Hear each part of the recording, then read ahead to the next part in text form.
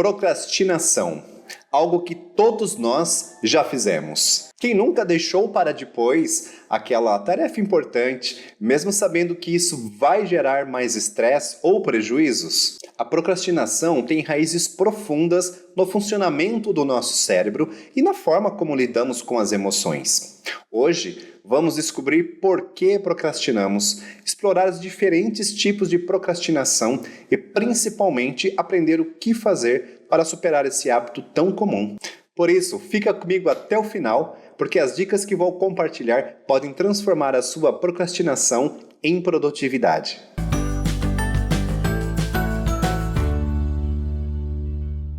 Olá, eu sou o Andrei, sou psicólogo e especialista em terapia do esquema. E aqui neste canal, descomplicamos a psicologia para ajudar você a entender melhor a sua vida emocional. Se você busca autoconhecimento e ferramentas práticas para superar desafios, inscreva-se no canal e ative o sininho. Assim você não perde nenhum conteúdo. A procrastinação não é apenas uma questão de falta de disciplina ou de organização. Ela está diretamente ligada à forma como regulamos as nossas emoções e à forma como o nosso cérebro reage às tarefas desafiadoras. Estudos mostram que quando estamos enfrentando algo que provoca ansiedade, tédio ou insegurança, o nosso cérebro tende a buscar alívio rápido para evitar esse tipo de desconforto. E é por isso que, em vez de realizar as tarefas, optamos por atividades mais prazerosas. Antes de falarmos o que é procrastinação, eu acho muito importante dizer o que ela não é. Em alguns casos, o adiamento de tarefas está relacionado a condições mais profundas, como, por exemplo, a depressão ou o TDAH. Nesses casos, a pessoa não está evitando a tarefa por escolha ou apenas por um prazer imediato.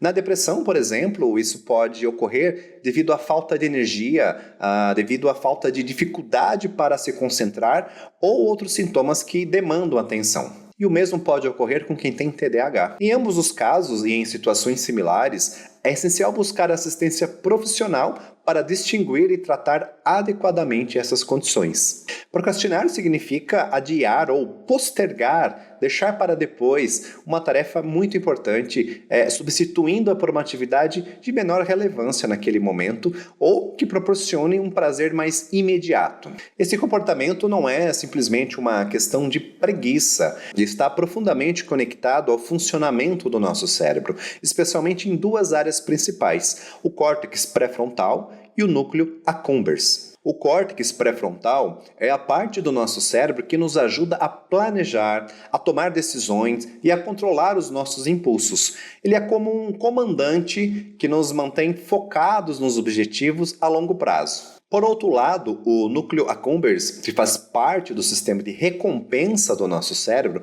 ele funciona como um caçador de prazer. Ele é ativado quando buscamos algo que nos dá satisfação imediata, como, por exemplo, assistir o seu streaming preferido, ficar navegando nas redes sociais, jogar um videogame e por aí vai. Quando procrastinamos, é como se o núcleo accumbens dissesse: "Isso aqui está muito chato, vamos fazer algo mais divertido agora?" E o córtex pré-frontal, que tenta nos manter no caminho certo, acaba perdendo essa batalha. É por isso que muitas vezes preferimos as atividades prazerosas e deixamos as responsabilidades para depois. Esse processo está diretamente ligado à liberação de um neurotransmissor chamado dopamina, o que aumenta a sensação de prazer imediato e reforça esse tipo de comportamento. Não existe apenas uma forma de procrastinação, existem basicamente 6 tipos, e eu quero apresentar para você agora uma a uma. O primeiro tipo de procrastinação é o tipo evitativa. Esse tipo ele ocorre quando a pessoa evita qualquer tarefa que possa causar algum tipo de desconforto emocional, como ansiedade, como a frustração ou algum tipo de medo. Essa procrastinação está diretamente ligada ao esquema de defectividade e vergonha, porque o indivíduo simplesmente ele teme ser exposto a críticas ou a julgamentos negativos das outras pessoas, acreditando que ele é incapaz ou é inadequado, que tem alguma coisa errada com ele. Então ele prefere evitar, fugir das situações do que se expor para que não ative esse esquema de defectividade e vergonha e ele se sinta assim tão exposto, tão vulnerável. Por exemplo, quando você adia a entrega de uma apresentação no trabalho por medo de que os colegas percebam as suas falhas. Você também pode começar a evitar um projeto acadêmico por receio de não atingir o padrão tão esperado. Esse comportamento é impulsionado pela sensação de que, ao evitar a tarefa, também você vai estar evitando o risco de ser humilhado ou de parecer inadequado diante das demais pessoas. O problema é que isso alimenta um ciclo de baixa autoestima e a sensação contínua de incapacidade. O segundo tipo de procrastinação, que é a desorganizada, ocorre quando uma pessoa subestima o tempo necessário para completar uma tarefa e ela superestima a sua capacidade de organizá-la. Isso reflete o esquema de autocontrole e autodisciplina insuficientes. Um exemplo é quando a pessoa adia a organização de um evento por acreditar que será fácil resolver tudo em cima da hora. Um outro exemplo é deixar para revisar um trabalho escolar na noite anterior à entrega, confiando que será suficiente o tempo que ela vai ter para fazer isso. A procrastinação desorganizada geralmente resulta de uma dificuldade em planejar e lidar com desconfortos necessários para alcançar objetivos a longo prazo, preferindo então evitar o esforço imediato. Terceiro tipo de procrastinação. Estamos falando aqui da procrastinação indecisa. Esse tipo de procrastinação ocorre quando a pessoa sente que precisa de mais informações ou de garantias antes de começar algo, paralisando-a no processo. Está muito relacionado com o esquema de padrões inflexíveis, onde a pessoa tem a régua muito alta e ela tem uma questão de perfeccionismo. Então, se não for para ser perfeito, ela nem começa a fazer. Então, ela fica ali indecisa, esperando esse momento perfeito, que raras vezes chega. Um exemplo é quando alguém inicia um plano de negócios e, por não ter certeza absoluta de que terá sucesso, ela adia e deixa para depois. Procrastinar a escolha de um curso, de uma faculdade, por medo de tomar a decisão errada, também pode estar ligado a esse tipo de procrastinação indecisa. Esse comportamento decorre de um perfeccionismo exagerado, exacerbado, no qual qualquer resultado abaixo da perfeição é visto como um fracasso total. É a pessoa do tudo ou nada. E isso normalmente gera muita ansiedade em quem tem esse tipo de procrastinação. Quarto tipo de procrastinação, a procrastinação interpessoal. Neste caso, a procrastinação surge como resistência a demandas ou a expectativas de outras pessoas. Está muito relacionada ao esquema de arrogo e grandiosidade. O indivíduo pode sentir que as demandas alheias são desnecessárias, não têm tanto valor quanto as delas, ou que está sendo injustamente controlado. Por exemplo, a pessoa não vai entregar um relatório solicitado pelo seu chefe porque ela considera aquela tarefa irrelevante. Isso é uma afronta à sua autonomia. Adiar a realização de uma tarefa doméstica pedida pelo seu parceiro ou pela sua parceira como uma forma de resistir passivamente à solicitação também pode ser uma forma de procrastinação interpessoal. Porque a pessoa, se ela tem um esquema ali de arrogo, de grandiosidade, esse é um esquema que faz a pessoa se sentir muito importante, né? Ela se supervaloriza, ninguém me dá ordens, eu sou mais que você, quem é você para dar ordens para mim? Então ela acaba tendo esse tipo de comportamento que citei agora para você. A procrastinação interpessoal pode ser um tipo de mecanismo inconsciente de reafirmação de autonomia ou de reafirmação de sua própria superioridade, mas isso vai acabar prejudicando muito os seus relacionamentos e o seu próprio desempenho. Quinto tipo de procrastinação, a procrastinação tudo ou nada. A pessoa que tem esse tipo de procrastinação, ela acredita que se algo não pode ser feito perfeitamente, então é melhor nem começar. Assim como na procrastinação indecisa, esse tipo de comportamento reflete o esquema de padrões inflexíveis. Por exemplo, uma pessoa ela pode nem iniciar a escrita de um artigo acadêmico, do seu TCC, de algo que ela quer fazer muito, porque ela sente que não tem todas as referências necessárias para fazer o melhor trabalho. Então, ela normalmente acaba não começando porque ela não está pronta. E esse não está pronto raramente vai chegar. Outro exemplo é a pessoa que pode adiar a gravação de um vídeo por achar que não está suficientemente preparado ou que o equipamento não é perfeito, enfim, ela vai achar 1000 desculpas para nunca começar. Eu mesmo passei por isso e deixei ali no banho-maria o meu canal, muito tempo ali esperando para ir ao ar, para planejar, para colocar, porque tinha que estar tudo certinho, tudo bonitinho. Então, nesse momento não chegou, mas mesmo assim tomei a coragem e comecei esse canal. Então eu sou um exemplo desse tipo de procrastinação que é o tudo ou nada. Esse tipo de procrastinação é amplificado pela ativação excessiva da amígdala, que é uma parte do nosso cérebro responsável pelo medo e pela percepção de ameaça. Sexto tipo de procrastinação, a procrastinação hedonista. Nesse tipo de procrastinação, o foco está em buscar prazer imediato e evitar o desconforto. Ele está ligado ao esquema também de autocontrole e autodisciplina insuficientes. Como o próprio nome desse tipo de procrastinação diz, hedonismo é a pessoa que busca de forma exagerada ali o conforto, o prazer, o lazer. Espera só um pouquinho. Se este conteúdo está fazendo sentido para você, não deixe para depois, para de procrastinar. Deixa já o seu like, inscreva-se no canal e ative o sininho. Assim você não perde nenhuma dica e nenhum vídeo que pode mudar a sua rotina.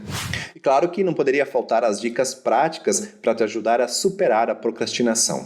Primeiro ponto, reconheça suas emoções. Antes de adiar uma tarefa, pergunte-se: o que estou sentindo agora? Muitas vezes procrastinamos porque estamos tentando evitar um certo tipo de desconforto emocional. Pode ser uma ansiedade, pode ser insegurança, pode ser medo de errar, pode ser até mesmo tédio que nos leva a buscar por atividades que proporcionem um alívio imediato. Por exemplo, imagine que você precisa começar a preparar uma apresentação para o trabalho na faculdade, mas você sente que não está suficientemente preparado e teme não atender às expectativas das pessoas da tua sala, das pessoas do teu grupo ou até mesmo do teu professor. Esse medo pode levar você a adiar o início dessa tarefa.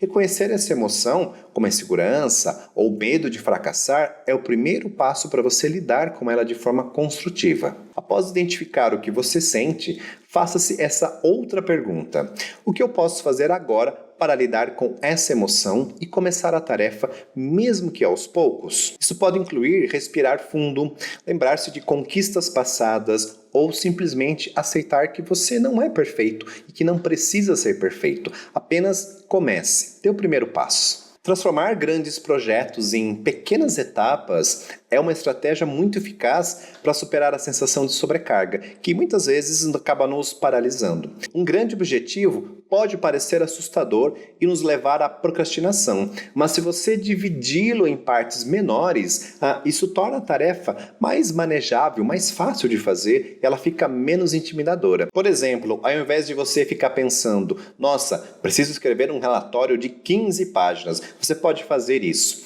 Você pode escolher um tema principal, depois você pode fazer uma pesquisa inicial, aí você cria um esboço com tópicos, depois você escreve o primeiro parágrafo. Então, percebe que você foi dividindo, você foi transformando aquela coisa que era um pouco maior em pequenas partes. Isso torna ele menos intimidador, menos assustador e fica muito mais fácil para você conseguir atingir a tua meta. Então use uma lista de tarefas e celebre cada etapa que você completar. Isso ajuda a criar uma sensação de avanço e reduz a ansiedade em relação ao projeto como um todo. A técnica Pomodoro é uma ferramenta poderosa para manter o foco e evitar o esgotamento.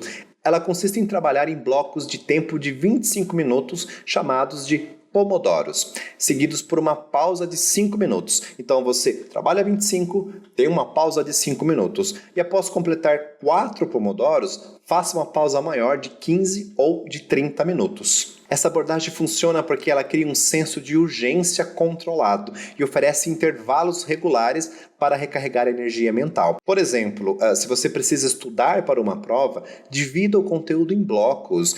Vamos supor que você precisa revisar um capítulo, né? Então você pode fazer ali o Pomodoro 1. Você revisa por 25 minutos, descansa 5. Se precisar, Revise-o por mais 25 minutos e descanse 5. Depois você pode fazer o Pomodoro 2. Você pode fazer exercícios relacionados ao capítulo 1. Enfim, é importante que você encontre o seu meio de utilizar a melhor forma o Pomodoro. Claro que 25 minutos é uma sugestão, funciona para a maioria das pessoas, mas você pode colocar um outro tempo que funcione muito bem para você. É importante você adaptar esse exercício à sua necessidade. Uma dica muito legal sobre o Pomodoro é você usar um aplicativo ou um timer para acompanhar esses blocos de tempo, né? Evite distrações durante o Pomodoro e use pausas para descansar ou se movimentar.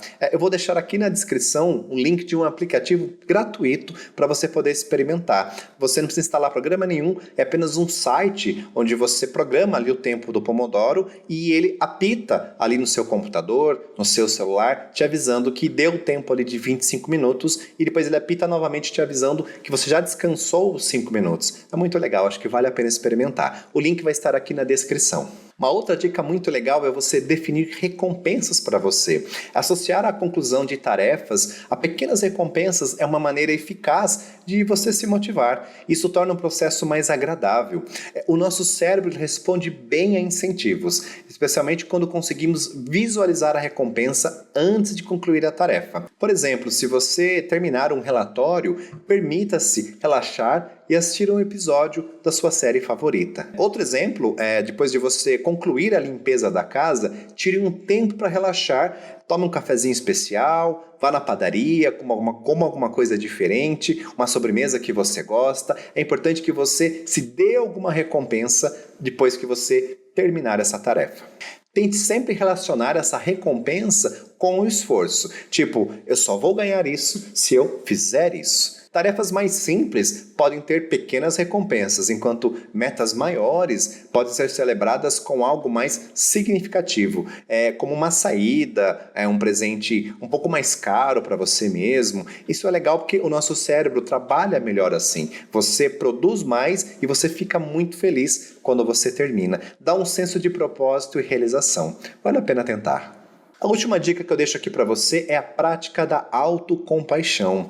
Procrastinar pode gerar um ciclo de culpa, de autocrítica, que muitas vezes só piora a situação. Adotar uma atitude de autocompaixão significa aceitar que errar ou adiar é algo extremamente humano. Todo mundo já fez, faz ou fará isso em algum momento. O importante é que você busque maneiras construtivas e saudáveis para lidar com isso. Por exemplo, ao invés de pensar, sou péssimo por ter procrastinado de novo, tente reformular essa frase para a seguinte: tudo bem, eu não fui tão produtivo hoje, mas posso recomeçar amanhã com mais clareza e com mais foco.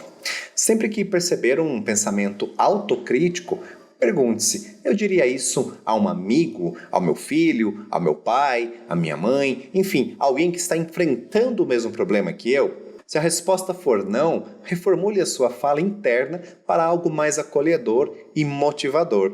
Lembre-se, a nossa vida não é uma linha reta, ela não é algo linear. Todos nós, em tudo que a gente quer fazer, nós teremos quedas. Imagine, por exemplo, alguém que vai fazer dieta, né? É muito comum ter pessoas que têm um pensamento tudo ou nada. Ela começa, ela faz aquela dieta, passou ali uns 10 dias, de repente no final de semana ela comeu 2 pedaços de pizza, um a mais do que ela tinha planejado.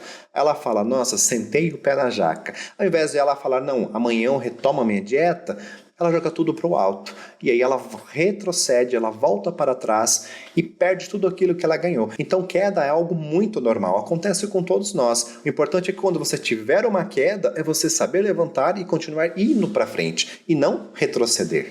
Entender os diferentes tipos de procrastinação e as suas raízes pode ser um divisor de águas em nossas vidas. Mas o mais importante é começar a aplicar essas estratégias no dia a dia. Por mais que isso pareça um clichê, de fato, pequenas mudanças podem sim se transformar em grandes avanços. Gostou do conteúdo? Não deixe para depois. Curta este vídeo, inscreva-se no canal e compartilhe com alguém que também precisa superar a procrastinação. Se você quer continuar aprendendo, assista ao vídeo que vou deixar aqui na tela. Muito obrigado e até a próxima.